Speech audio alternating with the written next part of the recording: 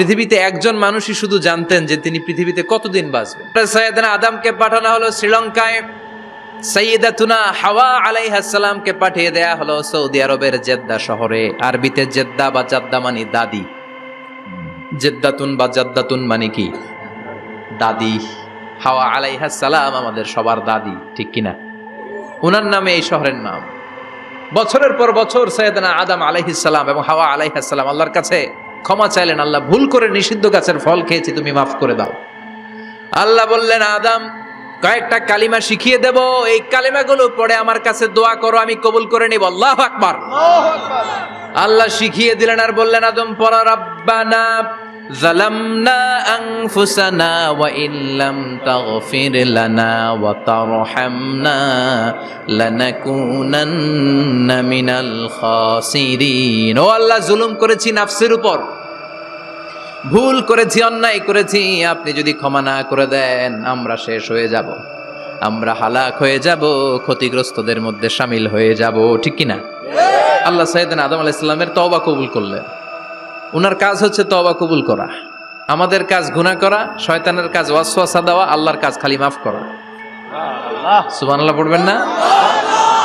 তাকাব্বালাল্লাহু তাওবাতা আদম ফি ইয়াউমিল জুমআহ। আল্লাহ যেদিন আদম আলাইহিস সালামের তাওবা যে কবুল করছেন, ঘোষণা দিয়েছেন, এই ঘোষণাটা ছিল জুমার দিনের ঘোষণা। আবার সাইয়েদনা আদমকে যেদিন রূহ কবজ করে আবার নিয়ে যাওয়া হয়, ওই দিনটাও ছিল জুমার দিন। পড়েন সুবহানাল্লাহ।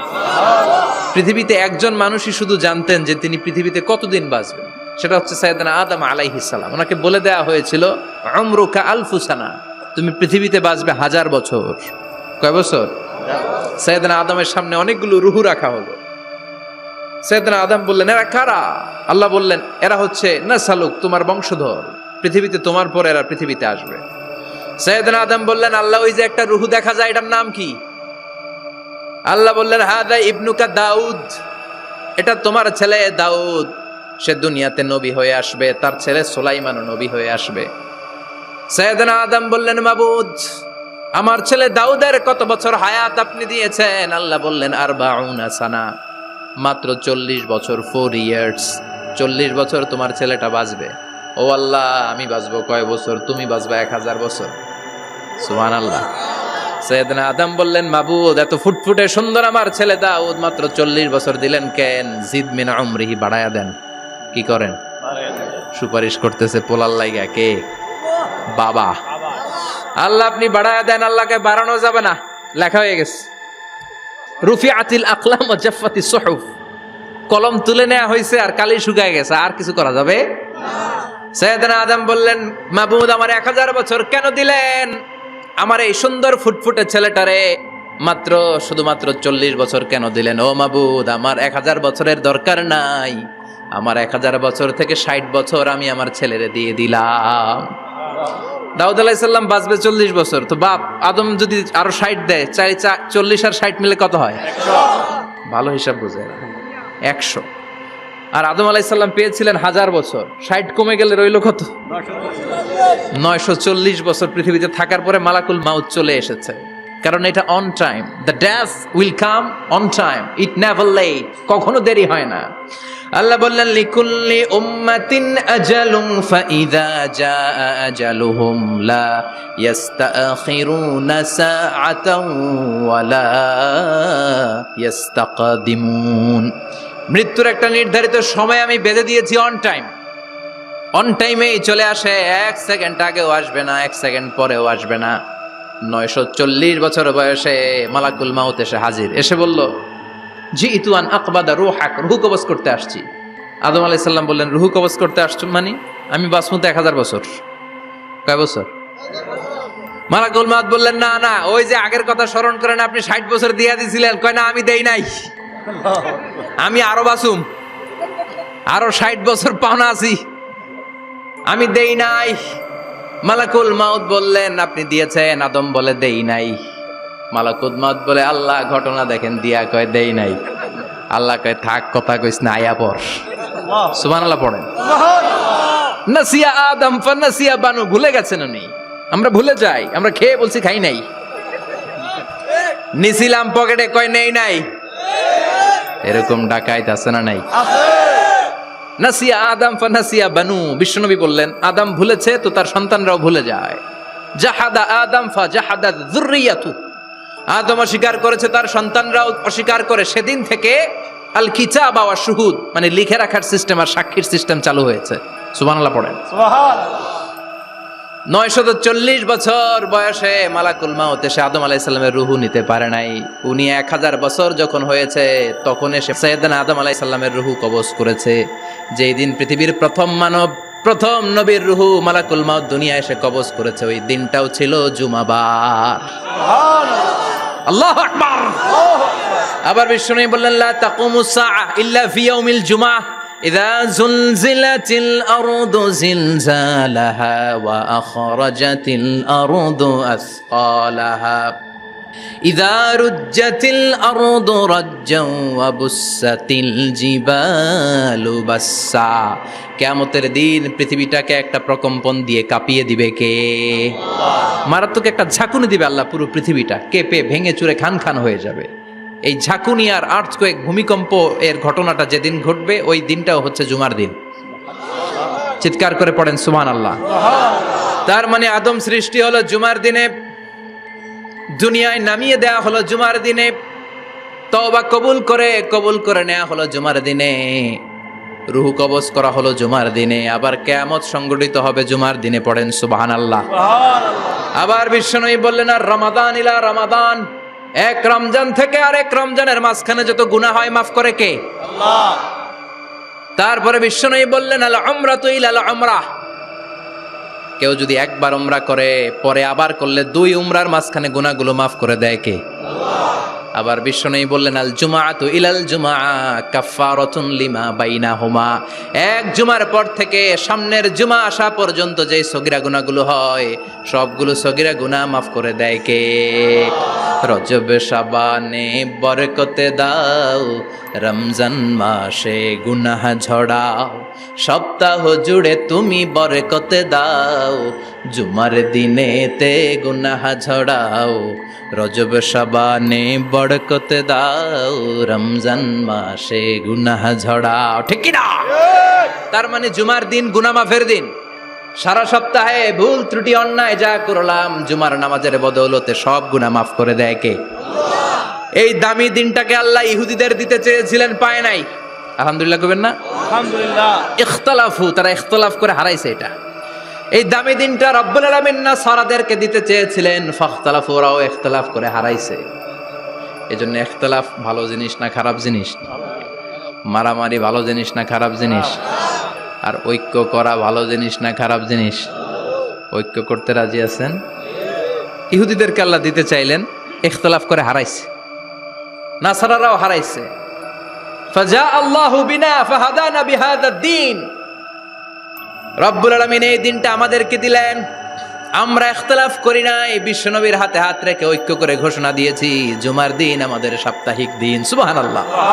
বিশ্বনবী বলেন ফাগাদান লিল ইয়াহুদ, সাপ্তাহিক আনন্দের দিন ইহুদিদের জন্য হচ্ছে শনিবার, ইয়ামুস সাbt, ও বাদা গাদ লিন নাসারা, আর খ্রিস্টানদের জন্য হচ্ছে রবিবার, আর আমাদের জন্য হচ্ছে শুক্রবার। চিল্লায় পড়েন আল্লাহু আকবার। তার মানে জুমার দিন, জুমাবারের মর্যাদা বেশি না কম? চিল্লায় বলেন বেশি না কম? জুমার দিন সকালবেলা ফজরের নামাজের পর থেকে ফেরেশতারা যতগুলো মসজিদে জুমা অনুষ্ঠিত হয় ওই মসজিদে ঢোকার প্রতিটা দরজার মধ্যে দাঁড়িয়ে থাকে। কারা কারা আগে আগে জুমার নামাজ পড়ার জন্য মসজিদে যায়, প্রত্যেকের নামগুলো একটা জান্নাতের রেজিস্ট্রি খাতার মধ্যে তুলে নেয়। এই নামগুলো স্পেশালি আল্লাহর কাছে পাঠানোর জন্য। সুবহানাল্লাহ কইবেন না? ডানে বায়ে সামনে পেছনে যতগুলো দরজা, প্রতিটা দরজায় ফেরেশতারা বসে থাকে। কে আগে আসলো নাম তুলে দেয়। তুলতে তুলতে তুলতে তুলতে খতিব সাহেব যখন খুতবা দেওয়ার জন্য মিম্বারে যেয়ে বসে যায়, ফেরেশতারা তাদের খাতা বন্ধ করে তারাও খতিব সাহেবের সামনে জুমার খুতবা শোনার জন্য বসে যায়। পড়েন সুবহানাল্লাহ। প্রথম জুমার দিন জুমার মসজিদে যে ঢুকবে, বিশ্বনবী বললেন আল্লাহর রাস্তায় একটা উট কুরবানি দিলে যেই সওয়াব, এই সওয়াব আল্লাহ আমলনামায় দিয়ে দেয়। দ্বিতীয় পর্যায়ে যে ঢুকে, বিশ্বনবী বললেন বাকারা, গরু কুরবানির সওয়াব পায়। 3 নম্বরে যে ঢুকবে, বিশ্বনবী বললেন কাবসা, হাদিসের ভাষায় এসেছে আল কাবাস। কাবাস মানে হলো বকরি। বকরি কোরবানির সওয়াব 4 নম্বরে যে ঢুকবে তার হচ্ছে দাজাজা। দাজাজা মানে মুরগি। 5 নম্বরে যে ঢুকবে বিশ্বনবী বললেন বাইদা। নোয়াখালীরা কয় বয়দা, আমরা কই আন্ডা, কুমিল্লায় কই ডিম। আছে না নাই? এক দেশের কত ভাষা, এক দেশের গালি আর এক দেশের বুলি। আমরা বলি ছেলে, কুষ্টিয়ায় বলে পুত্র, আরেক জায়গায় গেলে বলে হুত, আরেক জায়গায় গেলে বলে ফোয়া। আছে না নাই? এক এলাকায় বলে বেটা ছেলে, ছেলেদেরকে বেটা ছেলে। মরদ ফোয়া, মরদ ফোয়া হইতে না, মরদ ফোয়া হদ্দে। আহা, কি ভাষার বৈশিষ্ট্য। তো যেটা আমরা বলি ডিম, কোথাও বলে আন্ডা, কোথাও বলে বয়দা। তো এই বয়দা আল্লাহর রাস্তায় দান করে দিলে যেই সওয়াব, পঞ্চম ব্যক্তি ওই সওয়াব পাবে। এই 5 জনের পরে আর লেখালেখি নাই, বাকিদেরটা নরমাল এন্ট্রি করে সব ফেরেশতারা খুতবা শোনার জন্য বসে যায়। সুবহানাল্লাহ। তো জুমার দিনে আগে আগে যাবেন তো? সবাই রাজি আছেন? চিৎকার করে পড়েন ইনশাআল্লাহ। আলহামদুলিল্লাহ, আমরা এই জুমার দিনটাকে রাষ্ট্রীয় ছুটির দিন হিসেবে পেয়েছি, পাইছি না? 1984 সালে হুসাইন মোহাম্মদ এরশাদ সাহেব এই ভালো কাজ করছিলেন। উনি সব করছে জীবনে, স্বৈরাচারীও করছে, ভালো কাজও করছে। খারাপটা আর আমরা না বলে যেটা ভালো এটাই বলি। উনার কারণে আজ অবধি এই 84 থেকে আজ 34 বছর বাংলাদেশের রাষ্ট্রীয়ভাবে সাপ্তাহিক ছুটির দিন কোনটা? আলহামদুলিল্লাহ কইবেন না? এই উসিলায় আল্লাহ ওনারে মাফ করুক। পৃথিবীর অনেক দেশে কিন্তু শুক্রবার ছুটির দিন না। আমি বছরের বেশিরভাগ সময় মালয়েশিয়াতে থাকি। মালয়েশিয়ার সাপ্তাহিক ছুটির দিন রবিবার। খ্রিস্টানদের সাথে অনেক বিজনেস তাদের মেনটেন করতে হয়, তো তারা যদি শুক্রবারে ছুটির দিন করে তাহলে সপ্তাহে 2 দিন ব্যবসা বাণিজ্য কাটা পড়ে যায়। নিজেদের কারণে শুক্রবার বন্ধ, যাদের সাথে বিজনেস ওদের কারণে রবিবার বন্ধ। আমরা আলহামদুলিল্লাহ আল্লাহর দেয়া এই পবিত্র দিনটাতে পেয়েছি জুমাবার। আলহামদুলিল্লাহ পড়েন আলহামদুলিল্লাহ। এজন্য বিশ্বনবী বললেন, খবরদার এদিনের নামাজ মিস করো না। মান তারাকা সালাসা জুমাইন তাহাউনান, গাফলতি করে টানা 3টা জুমা যে এই ব্যক্তি মিস করলো, তবা আল্লাহু ফি কলবিহি, রব্বুল আলামিন ওই লোকটার অন্তরের মধ্যে মোহর মেরে দেয়। ওয়া কুতিবা ফি জুমরাতিল মুনাফিকিন, মুনাফিকদের খাতায় তার নাম তুলে দেয়। 3টা জুমা যদি কেউ মিস করে, 2টা পানিশমেন্ট। এক হচ্ছে তবা আল্লাহু ফি কলবি, আল্লাহ অন্তরে মোহর মেরে দেয়। ভালো কথা ভাল লাগে না, নামাজ ভাল লাগে না, আজান ভাল লাগে না, ইসলাম ভাল লাগে না, শুধু মৌজ মাস্তি ভাল লাগে, গান বাজনা ভাল লাগে। এরকম আছে না নাই? জুমার নামাজে যায় না। আরেকটা হলো কুতিবা মিনাল মুনাফিকিন, মুনাফিকদের খাতায় নাম তুলে দেয়। আল্লাহ হেফাজত করো। আরো জোরে পড়েন আমিন। জুমার দিন আগে আগে মসজিদে আসবেন সবাই? রাজি?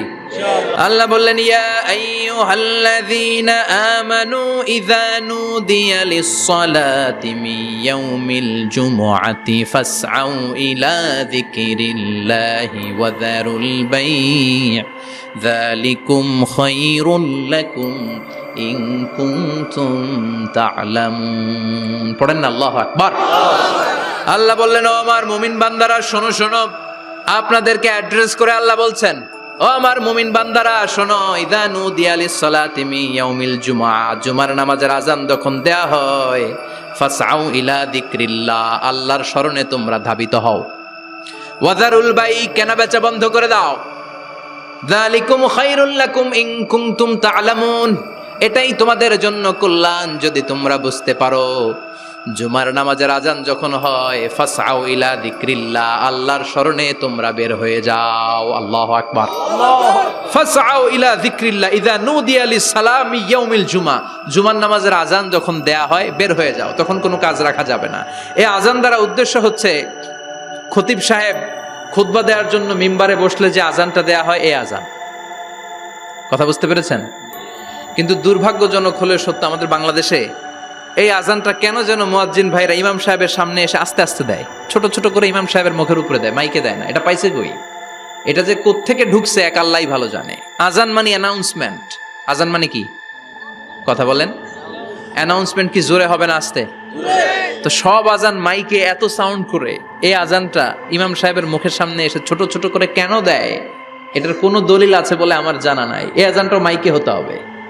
আমি পৃথিবীর যত দেশ ঘুরেছি, অনেক বড় বড় মসজিদে আমি জুমার সালাত করেছি, সব জায়গায় মক্কাতুল মুকাররমা সহ মসজিদে নববী সহ সব জায়গায় খতিব সাহেব জুমার মিম্বারে বসার পরে যে আজানটা দেয়া হয় এটাও অন্যান্য আজানের মতো মাইকে দেয়া হয়। আল্লাহ বললেন ইদা নুদিয়া লিস-সালামি ইয়াউমিল জুমআহ, জুমার দিনে আজান যখন দেয়া হয়, এই আজান দ্বারা উদ্দেশ্য হচ্ছে খতিব বসলে যে আজান 12:30 12:15 দিকে যে আজান, এই আজান উদ্দেশ্য নয়। বিশ্বনবীর সময়ে এই 12:30 12:15 দিকে যে আজান ছিল এটা ছিল না। বিশ্বনবীর সময়ে ছিল না, আবু বকরের সময় ছিল না, সাইয়েদনা ওমর ফারুকের সময় ছিল না। এটা চালু হয়েছে সাইয়েদনা উসমান যুন্নুরাইনের সময়। তখন মদিনাতে মানুষের সংখ্যা অনেক বেড়ে গিয়েছে, লোকজন আর জায়গা হয় না, মুসল্লিতে ঠাসাঠাসি।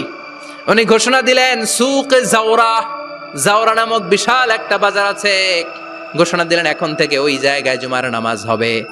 মানুষ যেন আগ থেকে প্রস্তুতি নিয়ে আসতে পারে, এজন্য জাওরা নামক বাজারে উনি আর একটা আজান দেওয়ার প্রচলন করলেন। সুবহানাল্লাহ।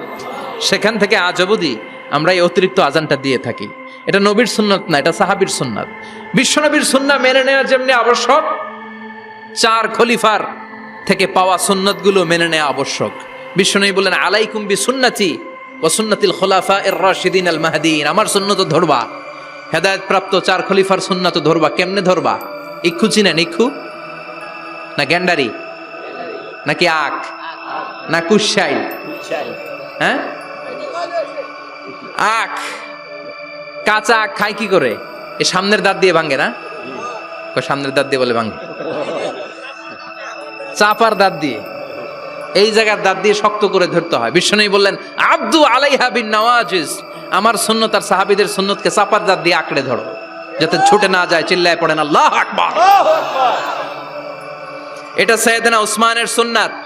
বিশ্বনবী বললেন ইযা নুদিয়া লিস-সালাহ মিন ইয়াউমিল জুমআতি ফাসআউ ইলা যিকরিল্লাহ, জুমার দিনে আজান যখন দেয়া হয় ফাসআউ ইলা যিকরিল্লাহ, আল্লাহর স্মরণের দিকে ধাবিত হও। দেরি করো না। দেরি করা যাবে? আজান হইলে কোনো কাজ রাখবেন? কোনো ব্যস্ততা থাকবে? কাজ একটাই, জুমার নামাজ। চিল্লায় বলেন কাজ একটাই, সেটা কি? জুমার নামাজ। আল্লাহ বললেন ফাসআউ, ফাসআউ এর শাব্দিক অর্থ হচ্ছে দৌড়াও। আসলে কি? তো এই দৌড়াও দিয়ে আসলে দৌড়াও বোঝানো হয়নি, এটা দ্বারা বোঝানো হয়েছে আল মুবাদারা ওয়াল ইহতিমাম, ইম্পর্টেন্স দেয়া, এমফাসাইজ করা, গুরুত্ব, গুরুত্বের সাথে আগে আগে প্রস্তুতি নাও। ফাসআউ দ্বারা দৌড়ানো বোঝানো হয়নি। প্রমাণ কি? কারণ বিশ্বনবী দৌড়ে দৌড়ে নামাজে যেতে নিষেধ করেছেন। বিশ্বনবী বলেছেন ইযা উকিমাতিস সালাহ, মনোযোগ দিয়ে শুনেন, ইযা উকিমাতিস সালাতু ফালা তাতুহা তাসআউন ওয়া আতুহা তামশুন আলাইকুম বিসাকিনা ফামা আদরাকতুম ফাসাল্লু ওয়া মা ফাতাকুম ফাতিম্মু, যখন নামাজ শুরু হয়ে যায় দৌড়ে দৌড়ে যাবে না। তামশুন, হেঁটে হেঁটে যাও, আলাইকুম বিসাকিনা, ধীরে ধীরে যাও, ফামা আদরাকতুম ফাসাল্লু, ইমাম সাহেবের সাথে যে যত রাকাত পাবা পড়বা, ওয়া মা ফাতাকুম ফাতিম্মু, যেটা ছুটে যায় নিজে নিজে পড়ো, কবুল করে নেবে কে? আল্লাহ। কিন্তু দৌড়ে যায় নামাজ ধরা যাবে? খবরদার, ধীরস্থির ভাবে যাবেন। হাঁটার মধ্যে একটা গুরুত্ব দিয়ে তাড়াতাড়ি ধরতে চাবেন, কিন্তু দৌড়ে যাওয়া যাবে? নিষেধ করেছেন। অনেক মুসল্লিরা এটা করে। ধরেন মাগরিবের নামাজ, অজুখানাতে মুসল্লিরা অজু করতেছে, ইমাম সাহেব নামাজ শুরু করেছেন আল কারিআতু মাল কারিআ ওয়া মা আদরাকা মাল কারিআ, মুখস্থ আছে না সবার? মুসল্লি মনে করতেছে অজু হয়েছে আমার অর্ধেক, এখন যদি তাড়াতাড়ি অজু না করে দৌড় না দেই রাকাত পাওয়া যাবে? রাকাত পাওয়ার জন্য দিছে দৌড়। মসজিদে হচ্ছে টাইলসের মসজিদ, পিছলায় পয়রা মুসল্লি একদিকে, লুঙ্গি আরেকদিকে। আছে না নাই? আমার কাছে খবর আছে এরকম পা ভাঙছে অনেকের। রাকাত ধরার জন্য মুসল্লি তাড়াহুড়ো করে দিছে দৌড়, মুসল্লি একদিকে লুঙ্গি, ঠ্যাং ভাঙ্গা শেষ, এখন ল্যাংড়া। বিশ্বনবীর কথা মানে নাই, ওটারে ল্যাংড়া বানাইছে কে? আল্লাহ। এজন্য বিশ্বনবী বললেন খবরদার দৌড়ে যাবে না, একামত হয়ে গেলে ধীরস্থির ভাবে যাও। কেননা দৌড়ে দৌড়ে আপনি কার দরবারে যাবেন? উনি তো সব রাজার বড় রাজা, মহারাজা। মহারাজার দরবারে তাড়াহুড়ো করা যায় নাকি? ফিট হয়ে কাপড় চোপড় পরে আতর টাতর মেখে ধীরস্থির ভাবে যাবেন। দৌড়ে গেলে আপনার হার্টবিট বেড়ে যাবে, আপনার ব্রেথ ইন ব্রেথ আউট, শ্বাস প্রশ্বাস বেড়ে যাবে। তো হাঁপানির চোটে তো আপনি হাঁপাতে থাকবেন। আপনি তাহিয়া পড়বেন কখন, তাসবিহ পড়বেন কখন, আল্লাহর প্রশংসা করবেন কখন? চিল্লা এখন ঠিক কিনা? এজন্য আল্লাহ বললেন ফাসআউ ইলা যিকরিল্লাহ, জুমার নামাজের আজান যখন হয়ে যায় তোমরা আল্লাহর জিকিরের দিকে ধাবিত হও। যিকরিল্লাহ, আল্লাহর স্মরণ। জিকির মানে কি? কিন্তু এই জিকির দ্বারা এই আয়াতের উদ্দেশ্য হচ্ছে আল খুতবাতাইন, জুমার 2 খুতবা। জুমার জিকিরের অনেক অর্থ আছে। জিকির মানে সালাত, জিকির মানে কোরআন, জিকির মানে ওয়াজ, জিকির মানে সম্মান। আবার জিকির মানে জুমার 2 খুতবা, আবার জিকির মানে সুবহানাল্লাহ, আলহামদুলিল্লাহ, সুবহানাল্লাহ, আলহামদুলিল্লাহ, লা ইলাহা ইল্লাল্লাহু মুহাম্মাদুর রাসূলুল্লাহ সাল্লাল্লাহু। এটাও জিকির। সুবহানাল্লাহ, আলহামদুলিল্লাহ, আল্লাহু আকবার। এই 3 জিকিরের চেয়ে শ্রেষ্ঠ কোনো জিকির আছে? কথা কন। বিশ্বনবী প্রত্যেক ফরজ নামাজের পরে সুবহানাল্লাহ 33 বার, আলহামদুলিল্লাহ 33 বার, আল্লাহু আকবার 34 বার পড়তেন। রাজি আছেন? সবাই পড়তে রাজি আছেন? ইনশাআল্লাহ। লাফালাফি করবেন না তো?